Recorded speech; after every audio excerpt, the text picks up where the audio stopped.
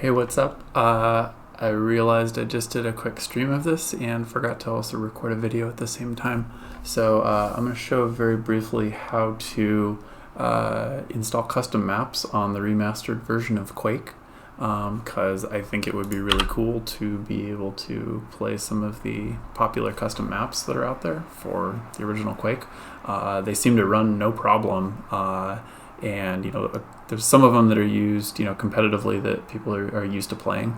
So I'm going to walk through installing Aerowalk and ZTDM3, but obviously you can use pretty much any map you want. So the first thing I'm going to do is find a map server that is still up and running in 2021. Quaddicted.com files, maps, multiplayer, as you can see on my screen here, seems to still be up and existent and responsive.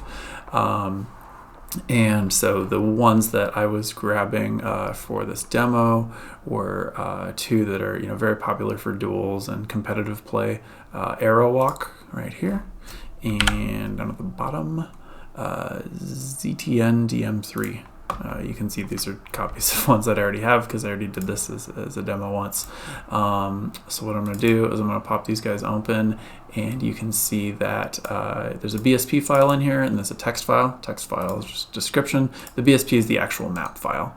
And then there's one for ZTNDM3. So I've got those right there.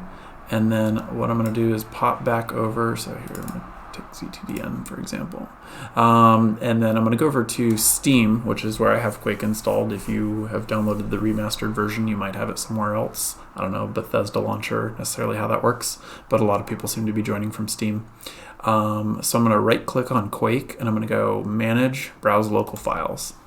And that will probably take you somewhere like Program Files, Steam Apps, Common, Quake. Within here, you'll notice if you played Quake back in the day, you'll notice that the Quake World client is in here, the GL Quake World client, GL Quake is here. This is all of the old original Quake files. So if you from Steam here hit play and you play Quake Original, it's going to come out of those files. That's not what we want to do here if we want to play the remastered version. That one, we need to go into the re-release. So don't confuse the fact that id1 and id1 exist in both of these directories. You want the one inside re-release. You can see there's newer stuff in here, DLLs and executable files that are all for Steam and stuff. So under re-release, go to id1 and then make a new folder. Just make a brand new folder and call it maps.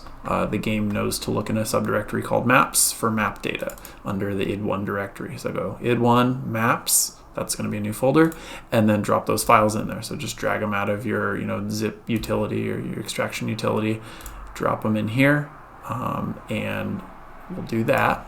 So once those are in there, put as many files in there obviously as you want. I'm just doing 2 in this example. Then we're going to fire up Quake. We'll do the remaster version.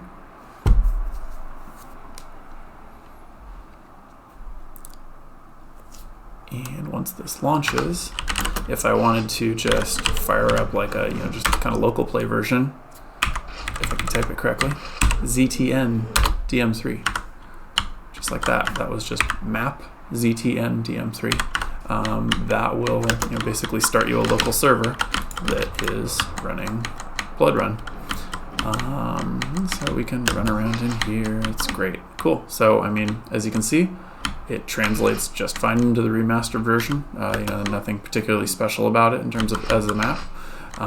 So yeah, super cool.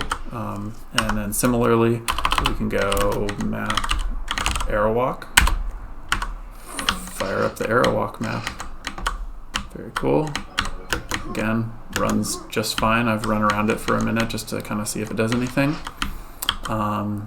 As for starting a server, let's try that out. Multiplayer, online, and we'll do a start match. And I don't know whether crossplay would work here because doing this install that you would need to on a PC definitely requires file system access. So I don't think that crossplay would work. I would tend to do non-crossplay just to keep other people from being sad. So I'm not totally sure about that. game mode yet. I'm going to put on deathmatch. I'll leave the episode as Quake. I'm just going to pick a level. It doesn't really matter. And I'm going to set minimum players to 2 just to stuff a bot in there just to play around with.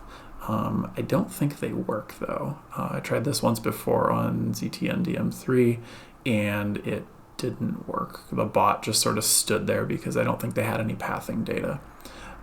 So I'm gonna wonder why that switched back. Weird. Oh, they don't. The bots only know about the DM levels. Okay, whatever. So I'm gonna hit play on that. So this DTHPJ, whatever, doesn't matter. Okay, so and now I'm gonna change to Airwalk, and it does seem to have retained my settings because that bot that I stuck into the game is in here. It does show the Steam logo and stuff, so I think it may have actually like made the game.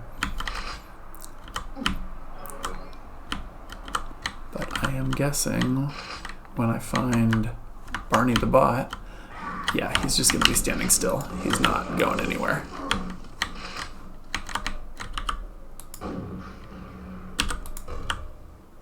Ugh. See if I can find him again. I doubt he's gonna move though.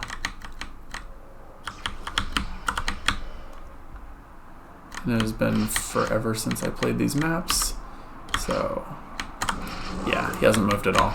So I don't think the bots will move around these custom levels at all.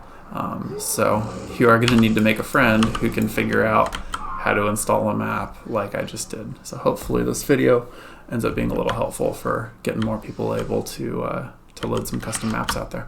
Hope to see you in a game. Thanks.